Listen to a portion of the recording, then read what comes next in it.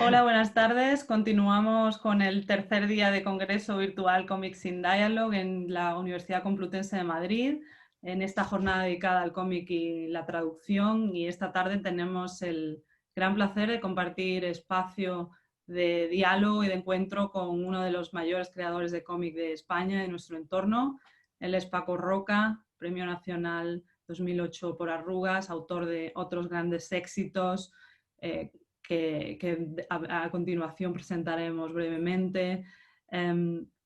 Es un nombre imprescindible que ha cambiado la forma en la que leemos cómic en España, uno de nuestros autores más internacionales, y da buena cuenta de este éxito internacional el hecho de que sus obras se hayan traducido a una docena de idiomas, y tenemos la suerte de que hoy nos acompañan dos traductores y dos traductoras de 4 lenguas europeas: el euskera, el alemán, el francés y el italiano. Ellos son André Hoschema, es el traductor de alemán, intérprete jurado también, audiovisual, de cómic, un auténtico todoterreno en el ámbito de la traducción y la interpretación. Ha traducido a grandes nombres como Antonio Altarriba, a Miguel Ancho Prado, a Francisco Ibáñez, a Espotorno y Abril, y de Paco Roca ha traducido Arrugas, El invierno del dibujante, Los surcos del azar, La casa y El tesoro del cisne negro. También nos acompaña Bego Montorio, es la traductora del euskera, también intérprete, también profesora de traducción. No solo domina el euskera y el castellano, sino que también traduce desde y hacia el francés, el italiano y el portugués.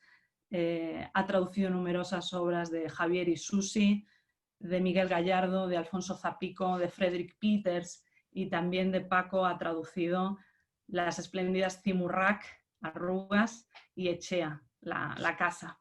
Eloise de la Maison nos acompaña como una de las traductoras al francés de Paco. Ella es una traductora muy vinculada a la editorial Glenat, para la cual también es Community Manager.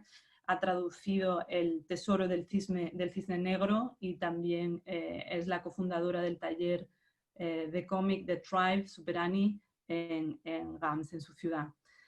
También nos acompaña Diego Fiocco, el traductor al italiano de Paco.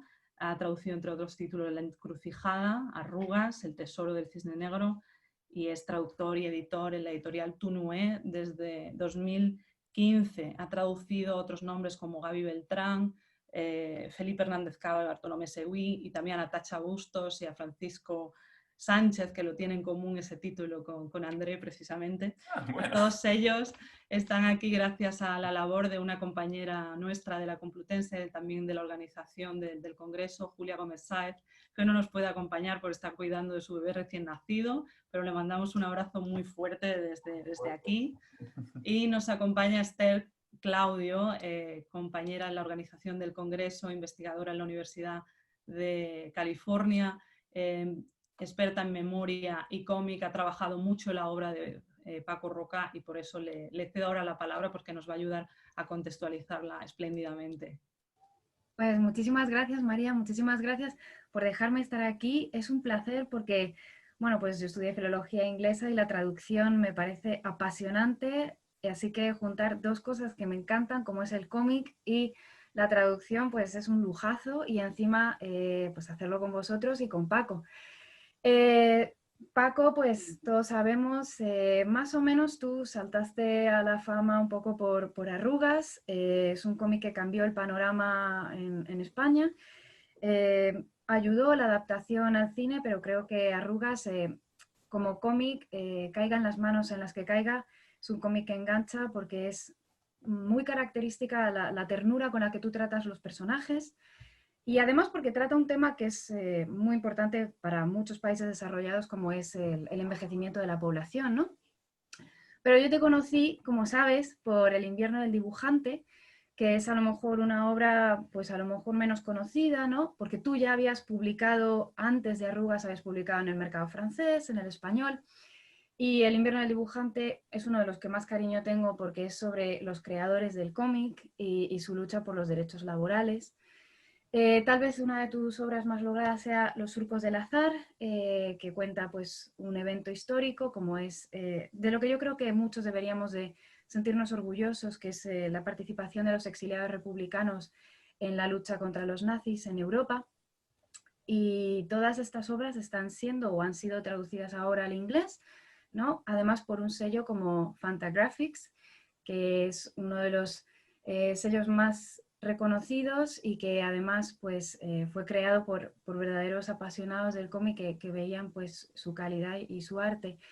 Y es que además, no solo eso, es que te han dado un Eisner Sí. este año en el San Diego Comic Con, que una lástima que, bueno, no una lástima, pero que justo tú y yo estuvimos en el San Diego Comic Con el año pasado y Ujú. ahora la pandemia, qué pena, pero te han dado el Eisner por digamos, mejor cómic internacional, se llama como mejor edición internacional y tal y cual, pero es el equivalente a mejor cómic internacional por La Casa, que yo creo que es como, yo creo, pues, una de tus obras maestras. Entonces, pues, ¿cómo te sientes con eso? Hola, es que muy bien, ¿no? Como tú dices, una lástima que no hayamos podido estar, porque, bueno, porque es toda una experiencia estar en la Comic Con de San Diego. Y lo del premio, joder, todos los premios la verdad es que los agradeces mucho y todo esto, pero sobre todo cuando es por una obra como tú decías, ¿no? Como es La Casa, que para mí es un cómic muy, muy especial. Bueno, lo he contado muchas veces el punto de partida, que era pues la muerte de mi padre. Entonces, pues bueno, si pienso también que mi padre nunca salió de España, aunque haya sido de esta forma simbólica, pero bueno, ha cruzado el Atlántico, ¿no? Para llegar hasta San Diego y hasta Estados Unidos, ¿no? Y nunca sabes muy bien porque unas historias funcionan más que otras, ¿no? Cosas como pudiera ser, yo qué sé, arrugas o incluso los surcos del azar, ¿no? Que piensas que puede ser como más accesible a un público extranjero, a un público norteamericano, pero sin embargo le funciona mejor La Casa, ¿no? La verdad es que nunca sabes muy bien cómo es cada mercado, ¿no? Y cada país en cierta forma es diferente, ¿no? Imagino que la traducción también será un tema importante en todo esto, pero bueno, el caso es que me ha hecho mucha ilusión, ¿no? Ese Eisner y a ver si en algún momento puedo estar por ahí y recogerlo. Ojalá, ojalá que te vengas otra vez y lo Claro, pasemos tan bien como lo pasamos. sí, Y bueno, y además, hablando de La Casa, ¿no? Ahora pronto vas a sacar Edén, que si La Casa es la historia de tu padre, pues Edén va a ser un poco la historia de tu madre y vamos, pues tú me la has pasado un poco en sí. exclusiva y por lo que he visto es otra maravilla, otra joya. ¿Cómo lo ves de diferente? ¿Cómo lo has abordado de diferente lo que es el recuerdo de tu padre y pues hablar de tu madre que no es un recuerdo, que está aquí? Sí, bueno, la verdad es que sí, que ese es el punto de partida, ¿no? Porque, como decía antes, el punto de partida de La Casa es la muerte, la falta de alguien, en este caso de mi padre. Pero La Casa, por ejemplo, está tomada desde la ficción, ¿no? Aunque tenga muchos puntos autobiográficos y biográficos sobre mi padre, pero la verdad es que es ficción, ¿no? Y eso me liberaba bastante a la hora de contar la historia. El Mm. caso de Regreso al Edén, aunque también tiene su punto de ficción, porque al final lo que me interesa, más que contar no es los surcos del azar, por ejemplo, ¿no? Que el tema histórico es muy importante porque tienes que ser fiel a unos acontecimientos que quieres poner en valor o quieres reivindicar o lo que sea, ¿no? En este caso es la historia de una persona como ha habido cientos de miles, ¿no? Con lo cual tampoco me preocupa demasiado fundir determinados testimonios en una sola persona, ¿no? No se trata de un documental ni, como decía, de una obra histórica, ¿no? Entonces el planteamiento es diferente, ¿no? Uno trata, yo creo que del dolor, de la pérdida, y el otro trata sobre la reconstrucción de la memoria, ¿no? Y también es cierto que como tú dices, ¿no? Como mi madre sigue viva, quizás no es el duelo de la falta de una persona, ni quizás tenga ese componente tan emotivo como pueda tener La Casa, ¿no? Sino que trata más de utilizar una fotografía que tenía mi madre para reconstruir un acontecimiento y una época, y también, en cierta manera, a una persona como mi madre, pero no diría que es una historia biográfica sobre mi madre. Ujú. De hecho, bueno, por lo que yo así un poco he podido leer, yo diría que es más una reflexión sobre la memoria sobre la memoria individual que todos tenemos, que también en parte es colectiva, y la memoria es un eje central de tu obra. Yo diría que también otra de las características, bueno, yo diría que como tres características de tu obra. La memoria que permea casi todas tus novelas gráficas, a lo mejor una excepción es El hombre en pijama o La encrucijada, etcétera, pero también el tratamiento que tienes de los personajes que, como he dicho, tú siempre buscas explorar su naturaleza y suelen ser, digamos, unos personajes que se enfrentan a unas circunstancias mucho mayores que sí mismos, pero tú exploras su dignidad y lo haces con una ternura y un acercamiento muy humano. También, que esto un poco a lo mejor tiene que ver con la traducción, el dibujo, yo creo que o sea, tu destreza dibujando pocas veces tiene comparación, puedes dibujar lo que sea y además con una agilidad maravillosa. Y lo digo con la traducción porque, claro, traducir algo que gran parte del significado va en imágenes debe ser bastante difícil. Y luego otra cosa es que también tiene que ver con la traducción, es que eres un gran comunicador. Cuando yo te conocí, porque fui a hacerte una entrevista, me acuerdo que hablamos de los hermanos Hernández, a los que tú admiras profundamente, y me dijiste, yo sabía que lo que yo quería era contar historias y que admirabas a los hermanos Hernández porque tienen un dibujo en apariencia sencillo, pero que en realidad es muy complejo y que son admirables porque el dibujo es a través de lo cual cuentan increíbles, complejísimas, sofisticadas historias y tú sabías que tú lo que querías era comunicar y contar historias. Sí, yo creo que sí, yo creo que para mí está claro que el mundo del cómic es enorme y que esa es la grandeza que tiene. Habrá autores que el fin pueda ser esa parte más visual, más del dibujo, y es totalmente respetable e incluso funciona como cómic. Pero como tú dices, a mí, o como yo me planteo un cómic, para mí el dibujo es el medio para poder contar una historia. Es decir, la forma que tengo que hacer, la única forma que sé de contar historias es por medio de los dibujos. Pero el dibujo, aunque he ido evolucionando también y creo que haciéndolo cada vez más sencillo, el dibujo para mí no puede anclar la historia, ¿no? Sino que tiene que ser algo muy fluido.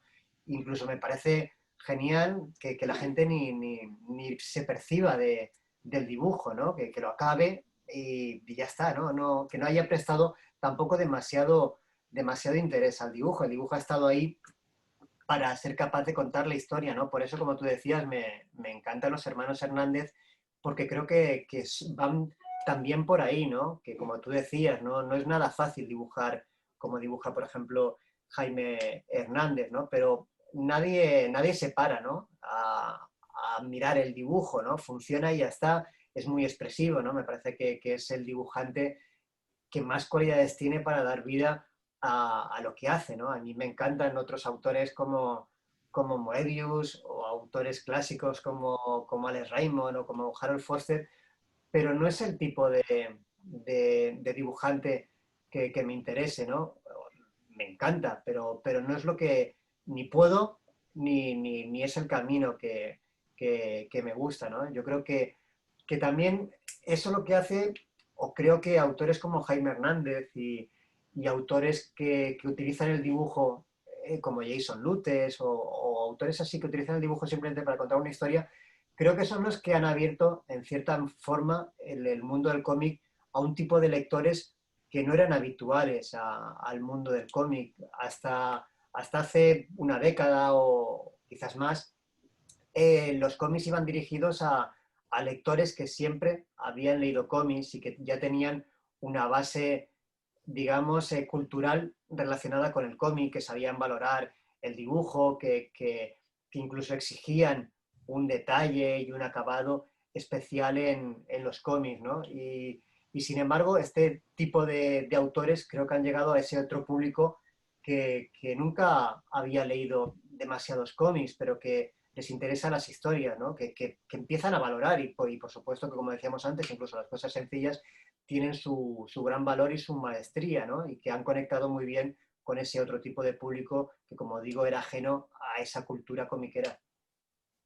Ahora que Paco reflexionaba sobre dibujo y sobre cómo la importancia del dibujo para contar historias y para enganchar a otros lectores que no vienen de leer cómics de siempre, es verdad que cuando hablamos de traducción parece que los traductores pues siempre pues, traducimos palabras, traducimos lenguaje, pero ¿cómo tiene en cuenta, cómo tenéis en cuenta vosotros y vosotras la dimensión del dibujo, cómo condiciona y cómo ayuda la imagen en vuestro caso?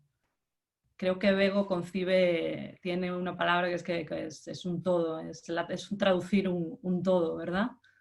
Sí, a ver, me hacía gracia cuando Paco hablaba de que, bueno, el dibujo puede pasarlo, en fin. En la casa hay viñetas en la portada misma. Yo la portada la tengo en la balda en el dormitorio vista, la puedo ver todas las noches.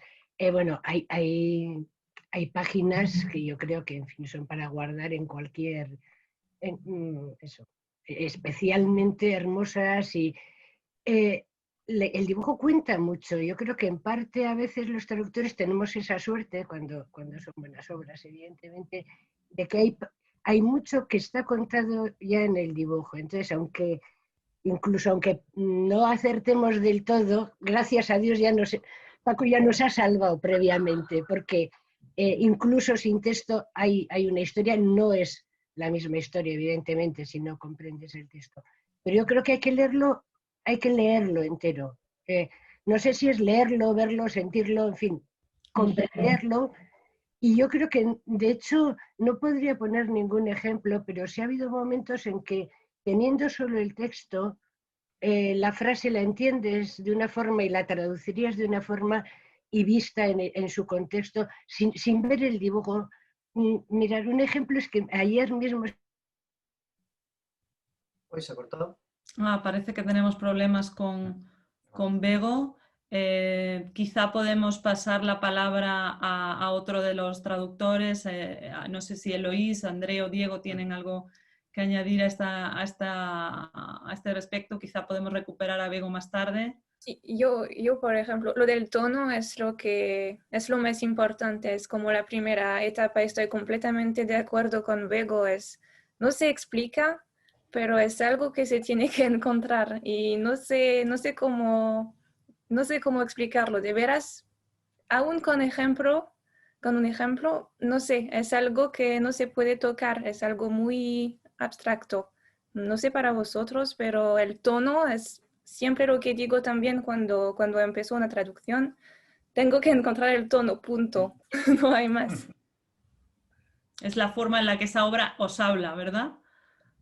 Sí, pero hay otra cosa. Por ejemplo, yo suelo traducir muchas cosas de ciencia ficción o de historias de magia y con el trabajo de Paco Roca, que es muy realista, era una diferencia extrema para mí, para mi trabajo habitual. Y es lo que me llamó la atención, no tuve que encontrar un tono así previamente. Y bueno, es la atmósfera, la manera de escribir los diálogos, la manera con la que se va a poner la traducción respecto al dibujo, es todo esto, todo un conjunto abstracto, el tono, no hay otra palabra, nunca encontré otra palabra. Diego, creo que también habla sobre el ritmo, como una característica que para él es muy importante en la obra de Paco. Sí, Hablamos el ritmo, de tono, ritmo. es fundamental en las obras de Paco. También las pausas tienen la misma importancia que la palabra escrita. Así que un traductor tiene que buscar, encontrar una relación entre las pausas y las palabras escritas. Y también tiene que encontrar una relación entre las líneas, ¿no? Todas las palabras que están escritas en el cómic y los dibujos, así como si fuera un guión teatral. Lo que lee es solo diálogos, pero se relaciona así en la escena, en el teatro, aquí lo cómic se relaciona con el dibujo que está detrás. Qué interesante. Tono, ritmo, pausas. André, ¿cómo condiciona el dibujo? ¿O cómo condiciona el dibujo a la traducción? ¿Cuál es esa relación para ti? Se habla mucho de condicionante o de limitación, porque claro, los traductores enfocamos el texto, pero yo lo veo siempre más una ayuda, el dibujo, porque nosotros, claro, los traductores siempre hablamos de contexto, que nos hace falta contexto para entender el texto. Y muchas veces no lo tenemos. Tenemos el texto nada más y tenemos que trabajar solo con el texto, pero justo en los cómics tenemos la posibilidad de recurrir a la imagen, que es nuestro contexto, nuestro marco, para que nos ayude a encontrar la mejor traducción posible para esta ocasión. Entonces, si tengo que elegir entre varios sinónimos, el dibujo a mí me ayuda a situarme, a encontrar la emoción que se busca en ese momento, en ese dibujo, y plasmarla en la palabra que se necesita. Entonces, yo lo veo una ayuda grandísima, tener un dibujo para poder traducir. Y bueno, limitaciones hay, evidentemente, pero el dibujo ayuda muchísimo. Y de hecho, yo no me veo traduciendo una novela, por ejemplo, porque me faltaría algo. Yo con los cómics estoy súper contento y me apasiona traducir cómics por eso, por la combinación de imagen y texto. Muy bien, hemos recuperado a Bego, que se ha caído, hemos continuado con el mismo tema que estábamos comentando cuando justo has tenido que salir de la sala. Paco, ¿tú tienes en cuenta a los traductores cuando estás escribiendo y cuando estás creando? Pues sí, pero antes me gustaría añadir algo sobre lo que estabais hablando porque me parece súper interesante, ¿no? Y en cierta manera me ocurre también a mí. Yo antes de empezar a dibujar, yo hago un guión. Me hago un guión y además un guión sin ninguna especificación técnica, es decir, es una especie de relato con diálogos. Y cuando me pongo a dibujarlo, me doy cuenta de que ciertos diálogos ya no me funcionan por la manera en que he planteado la escena, por la actitud que he dibujado con los personajes, y eso me hace tener que retocar todos esos diálogos, ¿no? Con lo cual al final sí, al final en cierta manera a mí me ocurre que acaba mandando el dibujo sobre el texto, ¿no? Y luego otro detalle que lo une un poco con lo que tú preguntabas, ¿no? De si pienso en los traductores, ¿no? Y es que yo creo que en el cine también ocurre un poco esto, y es que en los cómics no dices lo que tú quieres decir, sino lo que te cabe en los diálogos, ¿no? En muchos casos te gustaría ser más explícito o darle una vuelta o meter matices que por las limitaciones que siempre, y es que siempre ocurren, no en el espacio que tienes en una página y en un bocadillo no puedes, ¿no? Entonces tienes que llegar a una gran síntesis en lo que quieres decir, ¿no? Y elegir muy bien las palabras para que quepa ahí y no sea algo de excesivamente largo, ¿no? Y desde que tengo una relación como más estrecha con André, porque cuando empieza a traducir, además él vive aquí en Valencia, con lo cual nos vemos menos a menudo de lo que nos gustaría, pero tenemos mucho contacto, ¿no? Sobre todo cuando empieza a traducir. Y siempre le falta espacio, ¿no? También es lo que tiene el alemán, que luego nos contará. Y es verdad que desde que tengo más relación con André, pienso mucho, ¿no? Sobre todo en el espacio que dejo a los textos para que sea cómodo, aunque siempre, pues como decíamos antes, siempre te manda el dibujo, ¿no? Y muchas veces te sabe mal sacrificar espacio del dibujo para el texto, ¿no? Entonces, bueno, intentas siempre que el bocadillo sea lo más discreto posible, ¿no? Pero sí que es verdad que pienso mucho en André y en esos idiomas que son más extensos al final que el castellano, ¿no? Con lo cual, pues bueno, sí que pienso en eso. Y luego también, desde que empieza a ser normal, ¿no? Pues que todo lo que haces se vaya traduciendo a otros países, también, ¿no? Pienso en, más que en los traductores, también en los lectores, ¿no? Y en hasta qué punto serán capaces de entender determinadas cosas que, por lo menos en mi caso, son temas a veces muy de la sociedad española o de la historia española, ¿no? Que necesitan un contexto, ¿no? Y siempre pienso, pues bueno, cómo se va a entender eso fuera de otros países, si hará falta algún prólogo para la historia, si hará falta un pie de página para explicar determinadas cosas, ¿no? Entonces, pues bueno, sí que empiezo a pensar, ¿no? Cada vez más en esas traducciones en el extranjero. Has sacado a la luz una de las características fundamentales de la traducción de cómic y que lo hace completamente distinto de otras disciplinas, que es el uso de los bocadillos y cómo ese espacio, en cierto modo, limita, pero también posibilita cierta creatividad para el traductor. En eso se asemeja a la traducción de subtítulos en parte. Y también luego ha sacado otro tema que es súper interesante para los traductores, que son las referencias culturales a las que nos podemos referir más tarde, si queréis. Yo quería detenerme en esta idea de que dices lo que te cabe y no lo que quieres. Yo creo que aquí los 4 doctores que nos acompañan hoy tienen esa sensación todavía más que tú, porque en casi todos los casos se tratan de lenguas más extensas, el euskera no siempre, pero a veces... sí, ¿cómo lidiáis con los espacios y con el texto? André, yo sé que tú tienes mucho de qué hablar de esto. Bueno, tengo que reconocer que Paco es bastante generoso con los bocadillos y se le nota que tiene en cuenta los traductores, como dice, que no es un decir, sino lo hace de verdad, porque pocas veces tengo limitaciones reales a la hora de poner lo que quiero poner.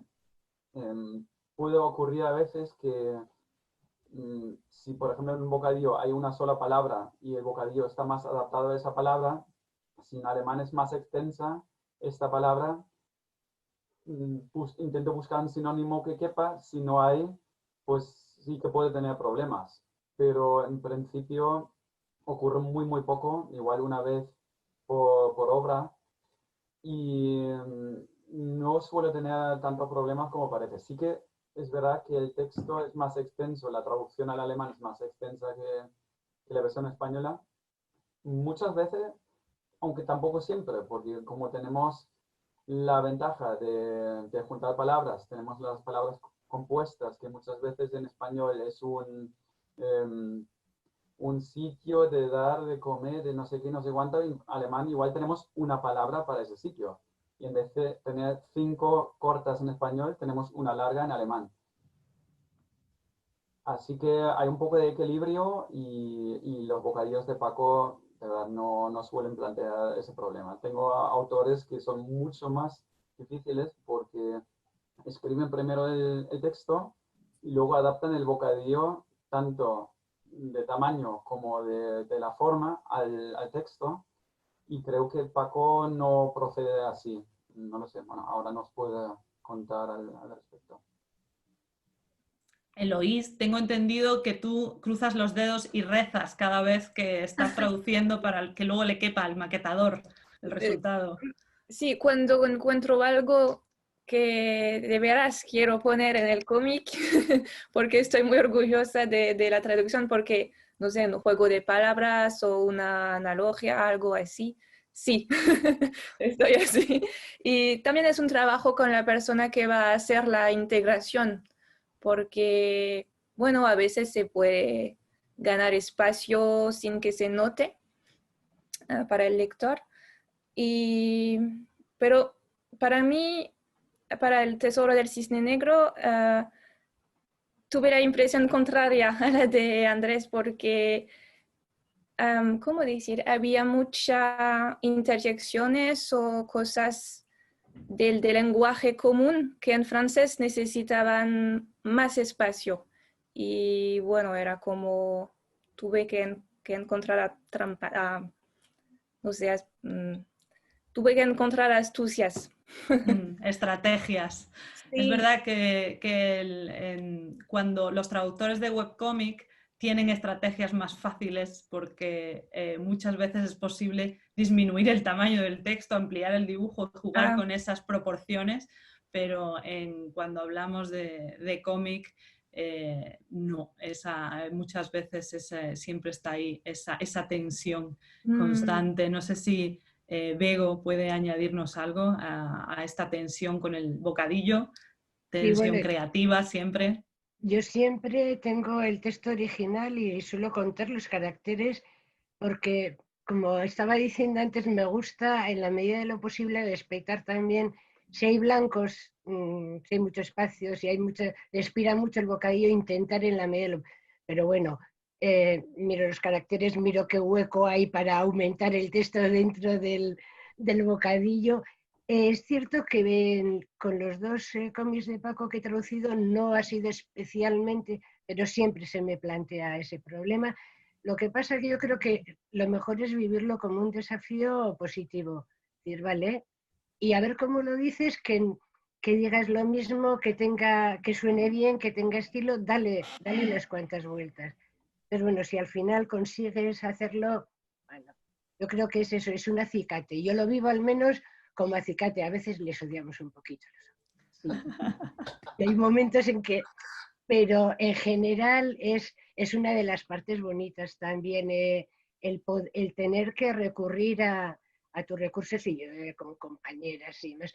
Oye, mira, es que en esta frase no consigo reducirlo, no consigo algo que suene bien y bueno, pues ahí es donde vas aprendiendo cada vez más. Yo tengo, por ejemplo, en clase siempre les pongo un ejemplo. En francés y en español, gracias, tienen 5 o 6 palabras. Merci, gracias. En euskera la expresión normal es que ricasco. Entonces, cuando esto te aparece en un bocadillo, bueno, pues ya busqué la forma, hay otra forma de decirlo, Millesker, que es un poquito más largo, pero es solo una palabra. Bueno, es el juego, es lo bonito también de traducir, que no es nada mecánico, nada más lejos de la realidad. Entonces, ese desafío que propone y te da un poco también de eso de cuerda para que juegues tú también, te integres tú también en ese cómic y digas, este personaje, bueno, esto sí lo podría decir, pero esto no, el significado puede ser el mismo, pero buscar esa forma que se adecue bien. Yo creo que todos y todas intentamos conseguir eso.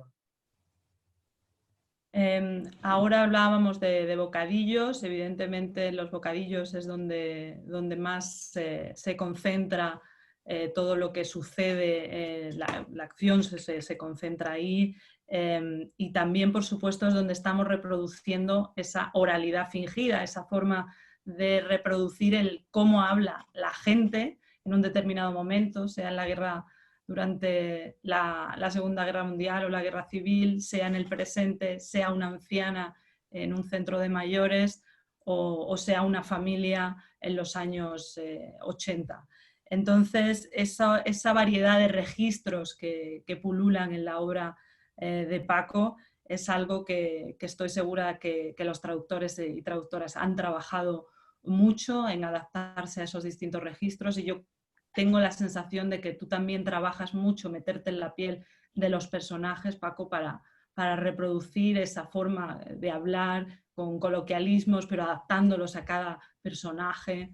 No sé si nos puedes contar un poco de esto y quizá los demás también. La verdad es que sí, que intento dentro de lo posible meterme un poco en el lenguaje, ¿no? También sin excesos, ¿no? Porque pienso que, bueno, que el lector actual lo tiene que leer también de una forma fluida. Y también es cierto que siempre me remonto a una historia reciente, ¿no? No sé, en el caso de que tuviese que hacer una historia de época, no sé, del siglo XV o cosas así, ¿qué haría, ¿no? ¿Cómo enfocaría ese lenguaje?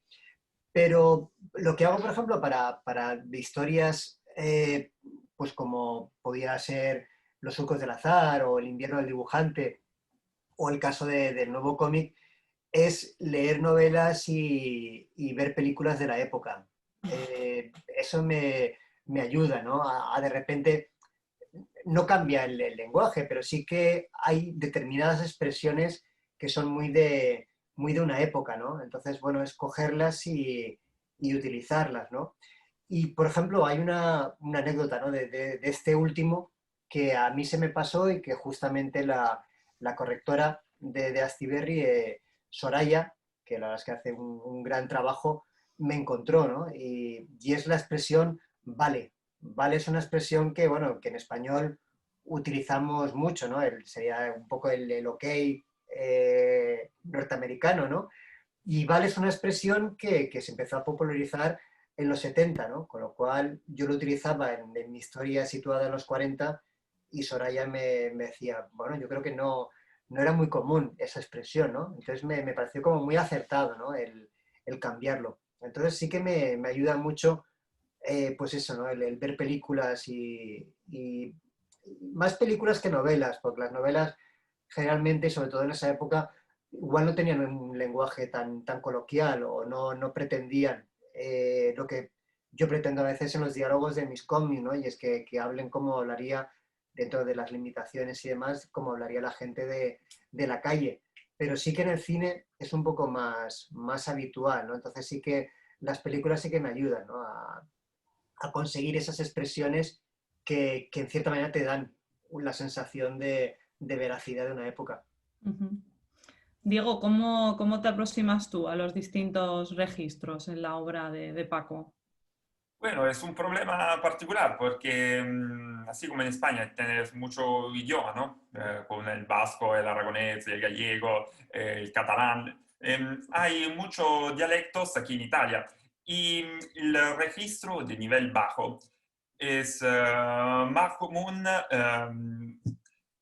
para una persona hablar en su propio dialecto.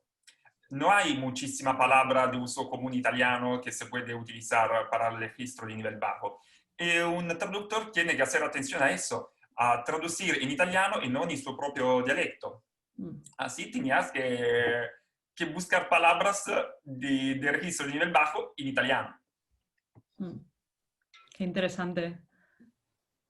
André, Eloís, Pego, problemas de registro, posibilidades del registro, ¿cómo os aproximáis vosotros a las diferencias? Para mí siempre me parece que traducir es un poco seguir los pasos del autor porque tenemos muy poco tiempo para convertirnos en expertos en el lenguaje judicial o no sé, en la Segunda Guerra Mundial. Y es un poco eso, seguir los pasos del autor, viendo películas, leyendo, gracias a Internet, gracias al Internet, porque no sé cómo hacían antes los traductores. Es una ayuda. Y eso, sí, es muy importante porque debe de ser, sobre todo con algo muy realista, otra vez. Con un libro tan realista como El Tesoro del Cisne Negro, tengo que pensar que expertos van a leerlos y, y no hay que poner errores. André, ¿qué nos cuentas sobre este tema? Pues a mí me encanta la oralidad fingida y poder reproducir lo que dice Paco de hablar como habla la gente en la calle, que realmente suene como una conversación, aunque sea fingida, pero que suene real, que suene natural. Entonces, para mí es como un crucigrama de buscar las palabras que toca y también veo películas o escucho la radio, busco documentos de la época que me puedan orientar sobre cómo se hablaba para no utilizar palabras que no se usaba o no se usaba en ese sentido.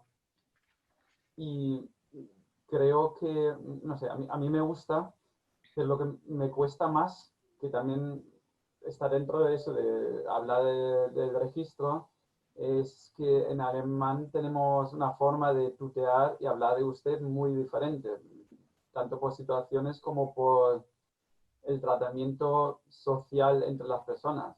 Me ha pasado, por ejemplo, en el Tesoro del Cisne Negro, que al principio va el becario y el ministro directamente le habla de tú y le insulta. Y en alemán es que choca muchísimo y es impensable que que aunque sea un becario, le hable de tú, porque es un veinteañero y en alemán pues lo he tenido que cambiar a usted, porque si no, choca donde no tiene que chocar, porque la conversación ahí tiene que fluir. En español no llama la atención, que bueno, el ministro pues es un poco mal queda, habla un poco mal, pero no llama tanto la atención. Pero si en alemán hubiera dejado el tú, la gente se habría quedado ahí con algo que no habrían pedido un poco el flujo de lectura, que eso es lo que importa. Y si leen hablando el ministro de tú y soltar algún taco, habrían dicho, pero ¿esto qué es? ¿Por qué? Y les saca fuera de la historia. Entonces ahí el registro es importante en el sentido de tratamiento entre las personas, de cómo se hablan en España y cómo se habla en Alemania. Y tengo que hacer un puente entre esas diferencias para que no choque. Es exactamente lo mismo en francés, sí, exactamente. No sé cuántas veces cambié entre tú y usted, y además a veces en historias empiezas con usted y en un punto de la historia los personajes llegan a un punto de intimidad que ahora tiene que ser tú. Bueno, cambió todo o no sé. Siempre es un lío terrible esto, sí. Como tarde, cuando se despiertan juntos y desayunan, ahí ya hay que cambiar de tú. Sí. Ahí tú.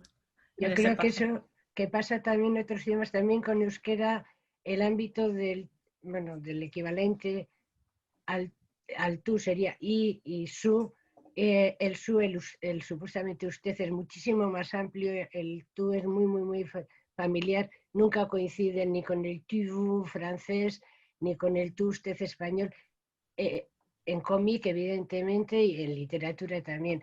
Y eso es, como ha dicho Eloís, yo también al principio suelo pensar, bueno, ¿cómo se van a tratar?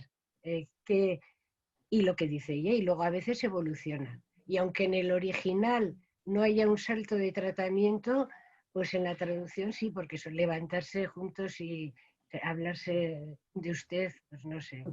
Sartre y Beauvoir debían hacerlo, pero el común de los mortales ya llegaba a ese punto, pasa al tratamiento más coloquial que encuentre. Pero yo creo que eso es una característica de todo tipo de traducción, sobre todo literaria, cómic, audiovisual, que ahí tienes que, y marca mucho. Y lo que decía André, si te encuentras con un tratamiento que no es habitual, corta el flujo de lectura, es casi un error más garrafal que cambiar el sentido de una palabra, incluso, porque distorsiona toda la visión.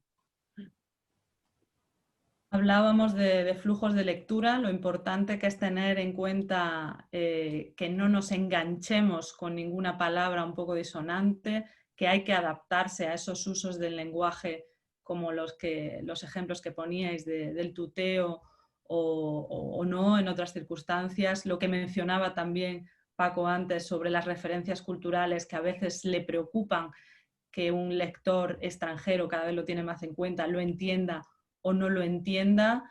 ¿Te planteas entonces especificar, explicitar más esto en tus últimas obras, Paco? ¿Explicitar, perdón, el qué? Las referencias culturales o así, si va a haber intento, algo que no se entienda. Claro, lo que pasa es que ahí también hay un problema, por ejemplo, tenía esta duda en este último cómic, ¿no? Que si tú eres demasiado explícito con ciertas cosas, pensando en un público universal, por decirlo, o internacional, también corres el riesgo de que en España, que es el país en el que sale tu obra como obra original, sea demasiado evidente, ¿no? O sea, que empieces a contar cosas que digas, bueno, esto es muy evidente, ¿no? No me cuentes esto que todos lo sabemos, ¿no? Entonces es complicado, ¿no? Porque a veces te gustaría explicar algo para un país en concreto, pero no para otro, ¿no? Entonces es difícil siempre, ¿no? Encontrar ese punto. Y al final por lo menos lo que intento yo es eso, ¿no? Que en tu mercado o en tu país, que es la obra original, funcione. Y después en cada país ya veremos lo que ocurre, ¿no? Porque si no, yo creo que también te queda una obra que es extraña, ¿no? por intentar en una sola explicación abarcar a diferentes culturas que no tienen un contexto, ¿no? Como el tuyo, ¿no? Entonces, eso la verdad es que le paso la pelota ya a cada... Seguro que tienen mucho que decir ellos, porque al final las obras deben ser autoexplicativas en su propio idioma. Entonces, el traductor o la traductora aquí puede ayudar mucho a llevar a esa cultura de destino, hace de mediador también cultural esa obra original. Y con esto yo a veces tengo también dudas y lo he hecho en alguna ocasión, pero no sé hasta qué punto sería correcto o no sería correcto, ¿no? Por ejemplo, con la traducción al francés de La Encrucijada y con la traducción, creo que fue al holandés también de La Encrucijada. No sé si fue Eloís quien hizo la traducción de La Encrucijada. Bueno, me planteé que había cosas que eran demasiado españolas, de referentes de grupos españoles, de música y demás, y que se podían buscar otros ejemplos que pudiesen ser más internacionales, de otros grupos, pues como pudiera ser Mano Negra, por ejemplo, que nos servía también para explicar lo que queríamos explicar, que podían haber funcionado en español, pero que en español cogimos otros, pero a la hora de pasarlos al francés pensé, bueno, pues igual es mejor empezar a buscar grupos musicales que en el contexto francés sean más comprensibles. Entonces, la verdad es que lo he hecho en alguna ocasión de hacer cosas concretas para un país que podrían encajar bien. No sé hasta qué punto eso sería como correcto, ¿no? Manipular la obra original, aunque sea el propio autor, ¿no? Por eso el autor puedes hacer lo que quieras.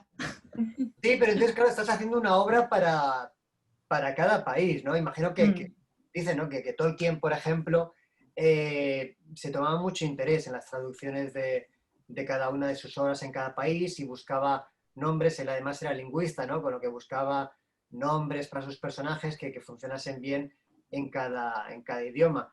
A veces es un trabajo extra, pero que a mí la verdad es que no me importa, ¿no? El hacerlo, ¿no? Y muchas veces estaría bien, ¿no? El que cada determinadas cosas, claro, no lógicamente lo vas a hacer con todo, pero determinadas cosas se pudiesen contextualizar en el idioma que fuese. Yo creo que eso en cómics se ha hecho muchas veces, por ejemplo, Asterix y muchos otros guiones de Goscinny que están repletos de las canciones y demás que aparecen en los textos de Asterix. A ver, en una que estaba remando en castellano no sé qué era lo que hacían, en la versión de euskera cantan boga boga, en fin, se adecua. Claro, es un cómic especialmente pensado también para niños adultos. Es otra visión, es otro momento en el que se publicó y las lectoras y lectores también tenían otras costumbres. Y me ha parecido muy interesante todo esto que estaba diciendo Paco. Además, justo yo es quien menos problemas tengo de adaptación cultural, porque son dos lenguas muy distantes como lenguas, pero compartimos la cultura. Entonces, Claro. Lo que está contando Paco, situado en Galicia o en los surcos del Azar, es nuestra historia también. Varía la lengua, entonces a nivel cultural hay menos diferencia, pero ese tipo de diferencias yo creo que también hay que tener, a veces, no pensar, hablo ya de las traductoras y traductores, no de los autores. El querer explicitar muchas cosas. Vaya, qué lástima, justo hemos tenido problemas de la parte conexión. más emocionante de lo Sí, se corta. ha sido un cliffhanger total. Diego, tú sí que has traducido La Encrucijada. ¿Has hecho alguna labor de adaptar esos referentes culturales a las que hacía alusión Paco antes? Bueno, sí, tenía que adaptar lo que era un contexto cultural español a uno que se refiera a un contexto italiano. Un poquito sí, pero no mucho. Hay muchas cosas en común entre españoles e italianos. Y en general tiene que ver lo que se puede traducir, cómo mantener el contexto, ¿no? Se puede hablar de muchísimas historias, pero de muchísima historia personal de cada país, pero tener lo que lo que en un otro país sea funcional. Por ejemplo, en la España de los años 30 fue el franquismo, en Italia el fascismo. Entonces, si también son dos historias diferentes, hace un hilo común.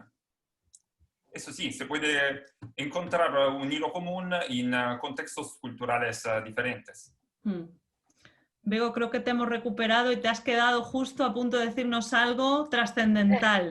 No, bueno, eso, que a veces pensamos que, claro, leemos lo que vamos a traducir con mucha profundidad y entonces queremos entrar al detalle y transmitirlo todo, pero tampoco tenemos que pensarnos más listas que las personas que nos leen. Antes Eloís hablaba de Internet y, bueno, se podía traducir sin Internet, ¿eh? De hecho, yo lo hice durante bastantes años. Creo que Solo decía que era una ayuda grande, pero... Y bueno, yo ahora no sé, en fin, me costaría mucho volver a hacerlo sin. Pero quiero decir, las referencias culturales, muchas veces damos por hecho que cualquier referencia cultural norteamericana no hay que, ni siquiera hay que traducir las palabras, mucho menos la referencia, ¿por qué? Dices, ¿por qué estamos obligadas a conocerla? Entonces, yo entiendo muy bien a Paco el que quiera acercarse a sus lectores en diferentes lenguas, pero creo que está también bien no intentar homogenizar todo, dar todo ya trillado. No, si te encuentras con una referencia que no entiendes y te interesa, bueno, la buscarás. Muchas veces es hacer clic en el teléfono, o sea, no. Entonces, luego hay otras vías. Yo creo que sin cambiarle, sin entrar a cambiar demasiado el texto, puede haber prólogos, puede haber incluso prólogos de quien traduce o epílogos.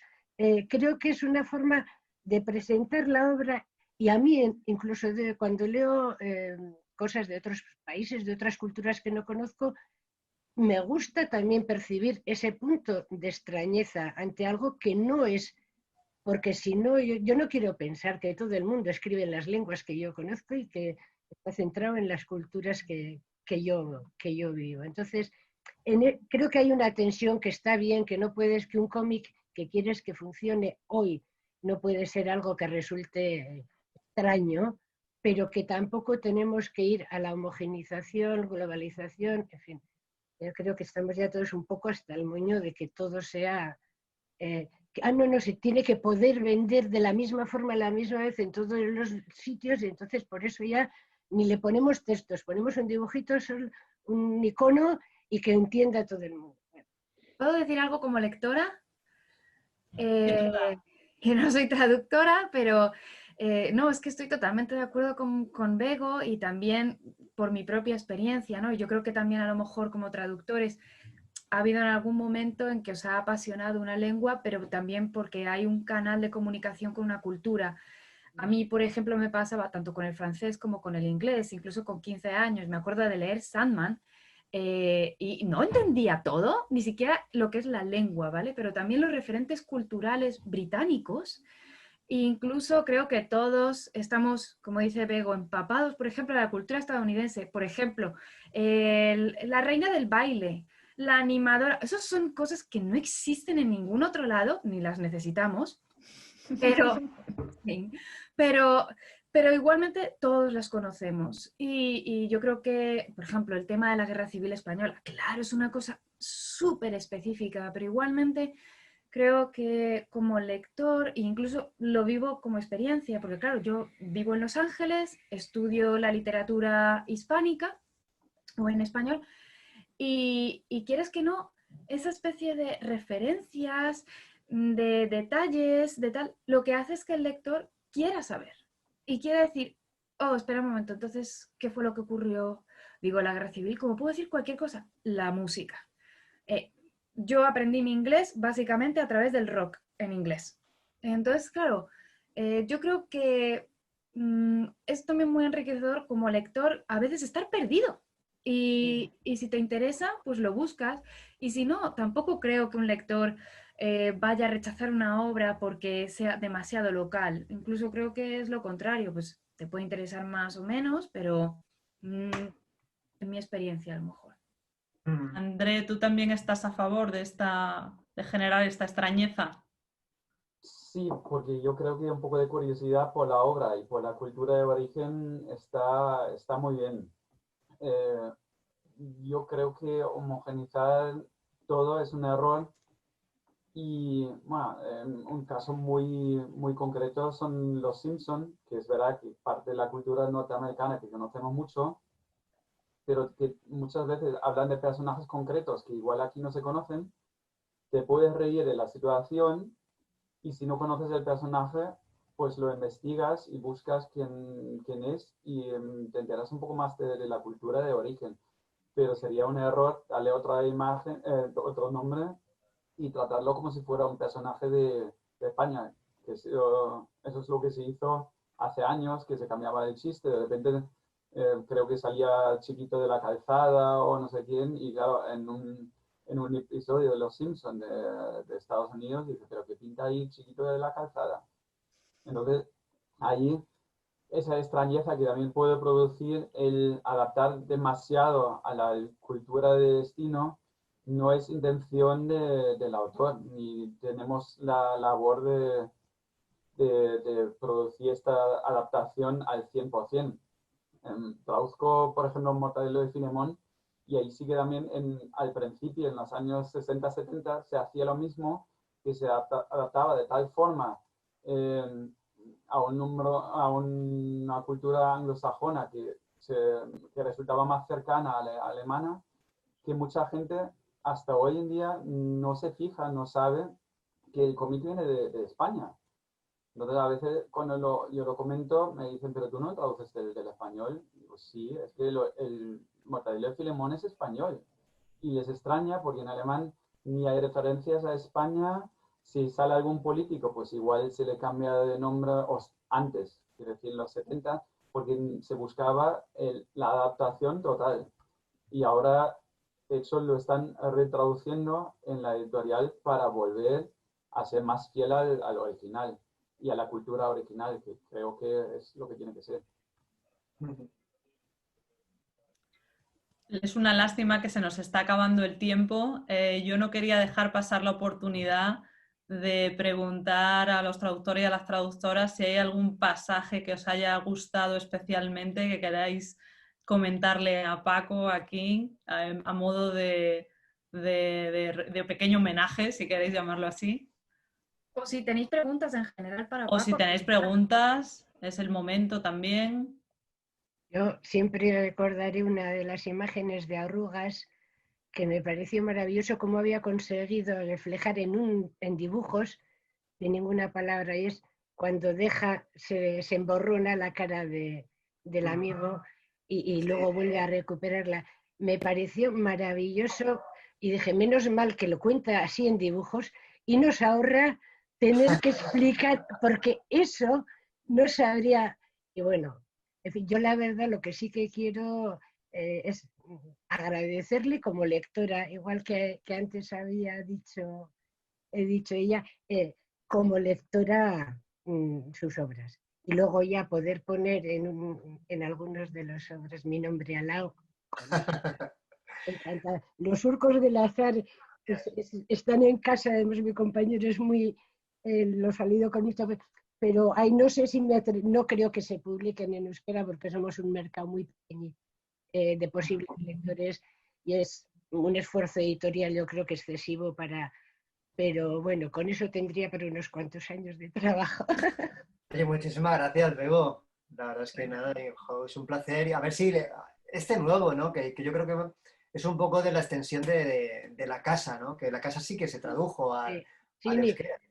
Hablaremos con Astiberri a ver si se anima. Claro, que así volvemos a estar unidos nuestros Eso nombres. es. Ahora además que, bueno, mínimamente nos hemos conocido, toda esta cuadrilla. Sí, la verdad es que a mí me gustaría tener más contacto siempre con los traductores. Imagino que al final el ritmo de trabajo, ¿no? Sobre todo pues, en Francia, en Italia y demás, siempre es como todo muy acelerado. Pero la verdad es que a mí me encantaría estar más en contacto, incluso pues, con André, por ejemplo, que sí que, claro, él está en Valencia y tiene menos pudor para pedir cosas. Alguna vez incluso le he ajustado algún bocadillo para la extensión de la palabra. Entonces, la verdad es que a mí me encantaría, ¿no? Porque en el fondo es, bueno, es tu voz en otro idioma, ¿no? Con lo cual estoy encantado. Te tomamos la palabra, ¿eh, Paco? Claro que sí, sí, por supuesto. Bueno, Qué entonces bien. estamos en contacto porque a mí me gusta el intercambio con los autores antes de traducir, pero es verdad que a veces tenemos muy poco tiempo y hay que hacerlo. Sí, Sí, quedemos en sí, contacto. por supuesto, claro, lo tienes por medio del Curo, por medio de Astiberri, te lo doy yo sin ningún problema. A mí la verdad es que nunca me molesta que hablar, vamos, que me escriban, hablar con los traductores. Es un tiempo que me parece que es bien invertido, ¿no? Aparte de conocer y demás, porque yo creo que siempre hay pequeños detalles que el traductor no cae y que igual una conversación se podría resolver. O sea que vamos, por mi parte encantado. André o Diego, no sé si tenéis algunos comentarios, Pues yo le agradezco. preguntas. Yo le agradezco mucho a Paco esa cercanía que comenta de estar tan dispuesto a ayudar a los traductores con, bueno, respondiendo a dudas y con lo que haga falta, porque sí que es importante, claro, somos trabajadores del idioma y parece que solo necesitamos el texto y nada más, pero nos pueden surgir dudas y quién mejor que el autor para contestar, para sacarnos de dudas. Y en general tengo buena experiencia en el sentido contactando con los autores y con Paco más todavía, que está muy dispuesto a ayudar siempre y se lo agradezco, de verdad. Muchísimas gracias. Es que hay cosas, si me permites solamente un momento, por ejemplo, lo que estabas comentando antes, que está perfecto, no voy a decir nada, André, pero lo que comentabas antes del ministro, ¿no? De cómo le hablan al ministro y de que sonaba raro en alemán y también en francés, pero es que en español también es extraño. Es decir, cuando Guillermo, que es el guionista y es diplomático y estuvo en esa situación, él me contaba que así es como se le habla al ministro. O sea, en el ministerio todo el mundo se tutea. Y es verdad que te parece extraño, ¿no? Y que sean malsonantes y todo eso, pero era así la realidad, ¿no? Entonces, igual no hubiese estado mal dejarlo en alemán tal cual, porque el contraste en la realidad es así. Sí, A veces se puede quitar el tuteo y reemplazar con una manera de hablar cercana. más. Sí, Sí, ¿me entiendes? Sí, sí, sí. Nos entendimos mucho los dos. Es que nos pasa exactamente lo mismo, pero es que a mí me pasa ahora, viviendo tantos años en España, que voy a Alemania, me encuentro con alguien de 20 años y mi primer pulso es hablarle de tú, pero no, error. Si no te conoces, y es algo difícil de explicar a un español, si no te conoces, primero hablas de usted, y si en algún momento alguno de los dos, normalmente el más mayor o la persona más mayor, ofrece el tú, pues se cambia, pero de entrada el tú puede ser hasta ofensivo, porque marca una jerarquía que en este momento, a ver, en el ministerio sí, pero en el día a día no puedes hablar a un adulto de tú porque sí. Quedaría fatal. Y en el ministerio, de verdad, chocaba muchísimo y más que en español. Sé que tu intención era reproducir la realidad tal y como es, pero en Alemania no se habría entendido así. Se habría entendido como una ofensa mucho mayor. No, está claro que cuando Diego, vas al lenguaje coloquial, es verdad que corres el riesgo eso de que, claro, las cosas van a cambiar mucho en cada país, ¿no? Aquí tú puedes hacer una escena de un personaje entrando en un bar y directamente es ponme un café, ¿no? Por ejemplo, ¿no? Sin por favor, usted camarero, póngame un café y ya está, ¿no? Con lo cual yo te hago un bocadillo del tamaño de 2 palabras, ¿no? Ponme un café, ¿no? E imagino que esa traducción literalmente al alemán o al francés requiere un cierto lenguaje mucho más extenso, ¿no? Si la siguiente viñeta no es que le echen en la cafetería, entonces tiene que ser mínimo un por favor, un buenos días y hablar de usted, porque si no, de verdad, en la siguiente viñeta estaría ya en la calle. Yo creo que es importante también tener en cuenta que estamos hablando de dos registros. Una cosa es el registro de la diferencia de usted, tú, es decir, el registro más formal o menos formal, y luego el registro cultural. Que claro, que, que son dos que se imbrican ahí y que hay que tenerlos en cuenta y que... No sé si Diego quiere añadir algo, que no le quiero robar este último turno de palabra. Saludo a todos y me gusta ver Paco como pone sus sentimientos, sus sentidos en la graphic novel, ¿no? Se ve cuando piensa a lo que fue la sua vida y se ve cuando se divierte a escribir sus guiones. Eso digo a Paco, que se continúe a divertir, por eso me gusta muchísimo. Qué bueno. Me ha encantado que hayamos podido reforzar este vínculo entre Paco y sus traductores y sus traductoras. Ha sido, yo creo que yo me quedo con eso, Esther, de esta mesa redonda, si va a fructificar este vínculo y vais a tener más debates sobre el tú, el usted, el contexto, ojalá, y ojalá los podamos repetir en persona. Porque bueno, que podamos vernos quizá en la Universidad Complutense otra vez, que es vuestra casa y que nos encantará recibiros allí de nuevo. Ha sido un súper placer contar con Paco y con Eloís y con André y con Diego, con Bego y con Esther, por supuesto, aunque somos compañeras en la organización, y os agradezco muchísimo en nombre del Congreso todo lo que habéis aportado. Nada, un placer y interesantísimo poder charlar con vosotros. Lo mismo digo, ha sido increíble. Nos vemos, continuamos con el Congreso y nos vemos en la próxima. Venga, chao. Muchísimas gracias. Chao. Chao. Vale, Esther, yo creo que ya podemos cortar la grabación. Paco se lo ha tomado literalmente y se ha ido.